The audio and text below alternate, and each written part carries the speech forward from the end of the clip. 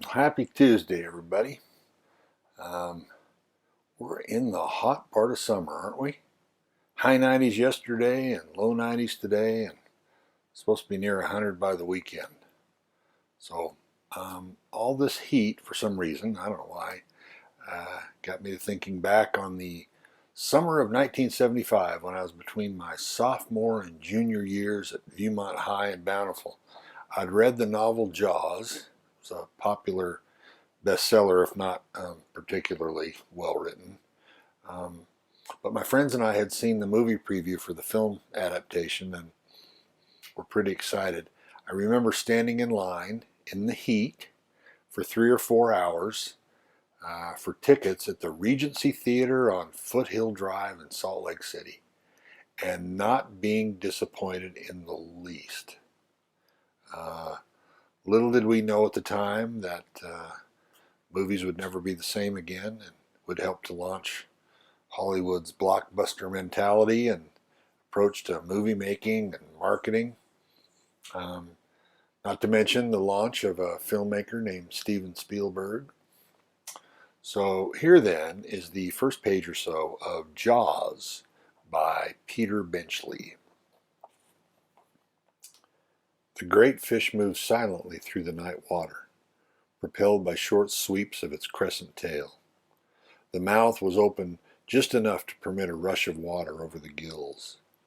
There was little other motion, an occasional correction of the apparently aimless course by the slight raising or lowering of a pectoral fin, as a bird changes direction by dipping one wing and lifting the other.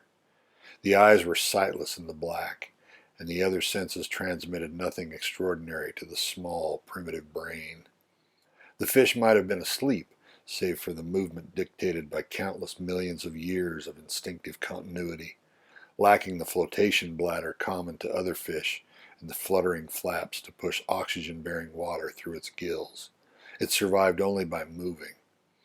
Once stopped, it would sink to the bottom and die of anoxia.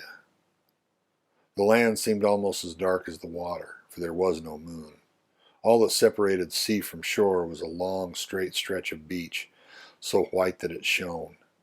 From a house behind the grass-splotched dunes, lights cast yellow glimmers on the sand. The front door to the house opened, and the man and a woman stepped out onto the wooden porch. They stood for a moment, staring at the sea, embraced quickly, and scampered down the few steps onto the sand. The man was drunk, and he stumbled at the bottom step. The woman laughed and took his hand, and together they ran to the beach. "First a swim," said the woman, "to clear your head." "Forget my head," said the man. Giggling, he fell backward onto the sand, pulling the woman down with him.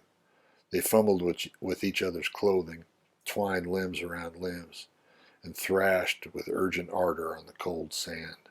Afterward the man lay back and closed his eyes. The woman looked at him and smiled. "Now, how about that swim?" she said. "You go ahead. I'll wait for you here." The woman rose and walked to where the gentle surf washed over her ankles. The water was colder than the night air, for it was only mid-June. The woman called back, "You're sure you don't want to come?" But there was no answer from the sleeping man. She backed up a few steps, then ran at the water. At first her strides were long and graceful, but then a small wave crashed into her knees. She faltered, regained her footing, and flung herself over the next waist-high wave. The water was only up to her hips, so she stood, pushed the hair out of her eyes, and continued walking until the water covered her shoulders.